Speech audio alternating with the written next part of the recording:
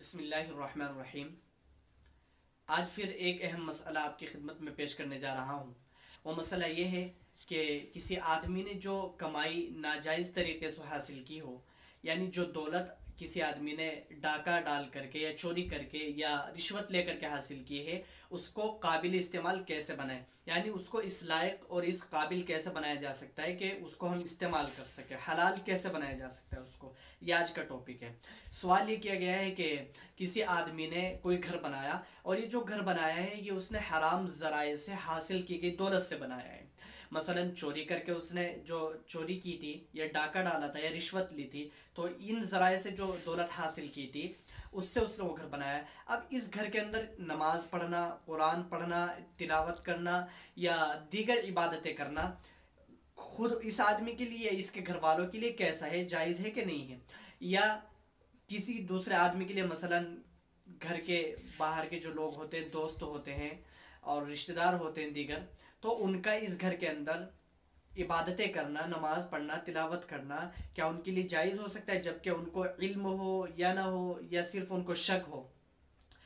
इसी तरीके से आगे सवाल का हिस्सा ये है कि इस आदमी ने अब तौबा कर लिया अपनी नाजायज़ हरकतों से कि भाई मैं अब न चोरी करूँगा, न डाका डालूंगा और न ही रिश्वत लूँगा। तो इस आदमी ने तौबा कर ली। अब तौबा करने के बाद इस आदमी का ये जो माल उसने हासिल किया है, जो दौलत उसके पास आई है, चाहे वो चोरी करके या डाका डाल करके या इसी तरीके से रिश्वत ले करके, यानी हराम ज़राए से जो दौलत आई है, अब उस दौलत का ये आदमी क्या करेगा।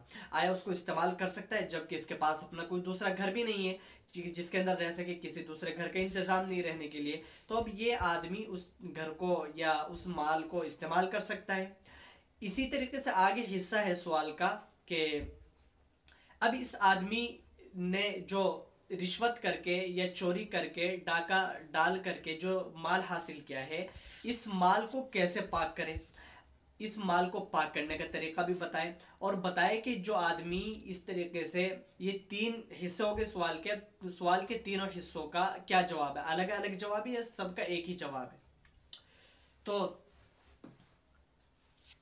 सवाल, पहली बात तो ये सुने कि इन तमाम सवालात का जो तीन सवालात हैं, गोया कि मैंने अलग अलग हिस्सों के एतबार से इनको तकसीम किया है। इन तीनों सवालों का जवाब एक ही है कि रिश्वत, चोरी और डाका डाल करके जो दौलत उसने हासिल की है, उसको ये पाक कर सकता है सिर्फ दो ही तरीक़ों से। और क्यों?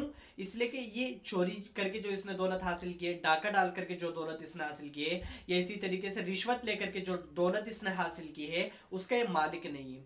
उसका मालिक वही आदमी जिसकी इसने चोरी की, उसका मालिक वही आदमी जिसके घर में इसने डाका डाला, इसका मालिक, इस रकम का मालिक वही आदमी है, इन पैसों का मालिक के जिससे इसने रिश्वत ली है।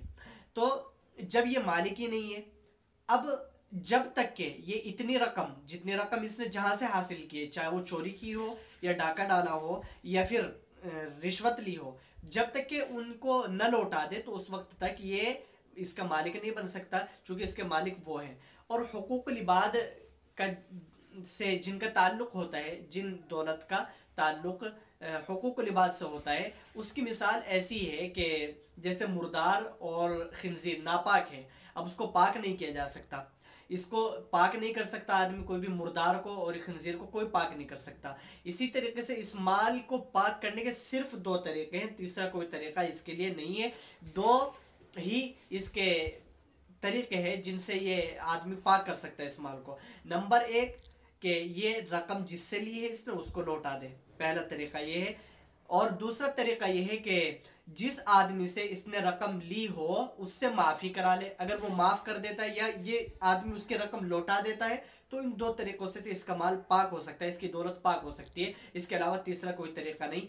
और ये भी याद रखें कि इस तरह की आमदनी, इस तरह की नाजायज़ ज़राए से आमदनी, चोरी करके या डाका डाल करके या रिश्वत लेके या किसी और तरीके से सूदी एतबार से, जिस तरीके से भी इसने हासिल की हो ऐसी रकम, नाजायज़ रकम, तो ऐसी नाजायज़ आमदनी न तो ये खुद खा सकता है, न किसी को खिला सकता है, न हदिया दे सकता है और न किसी को तोहफ़े ताइफ दे सकता है, और न सदका खैरात कुछ भी नहीं कर सकता ऐसी आमदनी का।